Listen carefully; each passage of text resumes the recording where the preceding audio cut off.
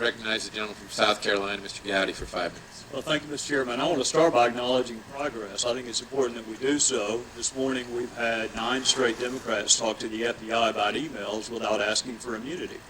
That's a record. And I suspect the reason that they have not asked for Director Comey is they would say they've done nothing wrong.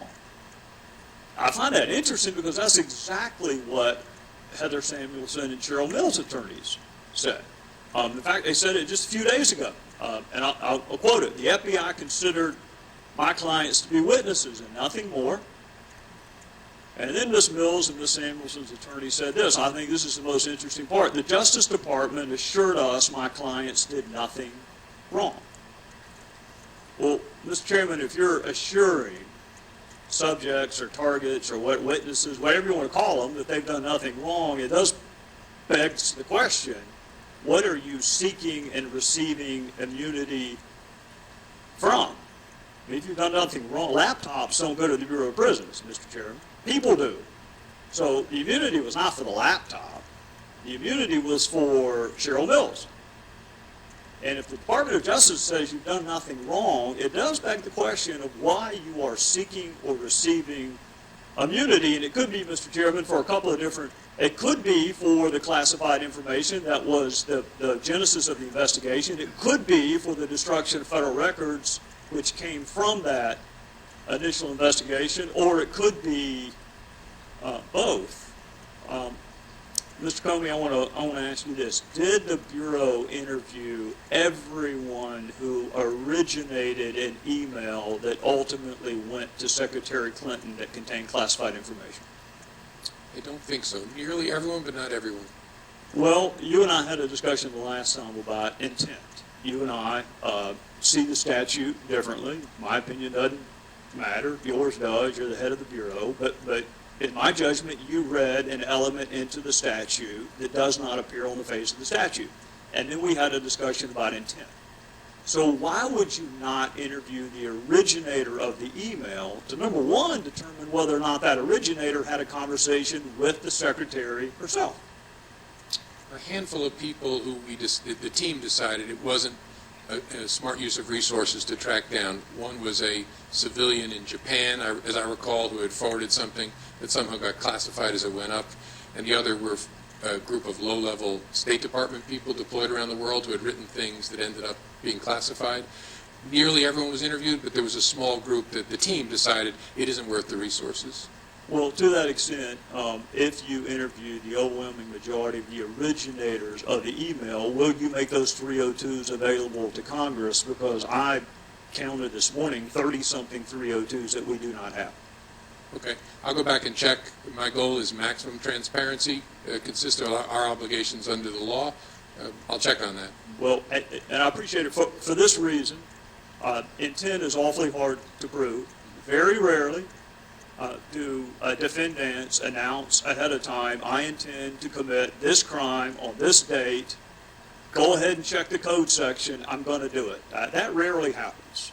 So you have to prove it by circumstantial evidence, such as whether or not the person intended to set up an email system outside the State Department, such as whether or not the person knew or should have known that his or her job involved handling classified information, whether or not the person was truthful about the use of multiple devices, whether or not the person knew that a frequent emailer to her had been hacked, and whether she took any remedial steps after being put on notice that your email or someone who's been emailing with you prolifically had been hacked. And whether or not, and I think you would agree with this, Director, false exculpatory statements are gold in a courtroom. I would rather have a false exculpatory statement than a confession. I would rather have someone lie about something and it be provable that that is a lie, such as that I neither sent nor received classified information, such as that I turned over all of my work-related emails. All of that, to me, goes to the issue of intent. So I got 2 more questions, and I'm going to be out of time. For those who may have to prosecute these cases in the future, What would she have had to do to warrant your recommendation of a prosecution? If all of that was not enough, because all of that's what she did, if all of that's not enough, I mean, surely you cannot be arguing that you have to have an intent to harm the United States to be subject to this prosecution. I mean, that's treason. That's not a violation of this statute. No, I think we'd have to be able to prove beyond a reasonable doubt a general awareness of the unlawfulness of your conduct. You knew you were doing something you shouldn't do. And then, obviously that's on the face of the statute itself, then you need to consider, so who else has been prosecuted and in what circumstances, because it's all about prosecutorial judgment.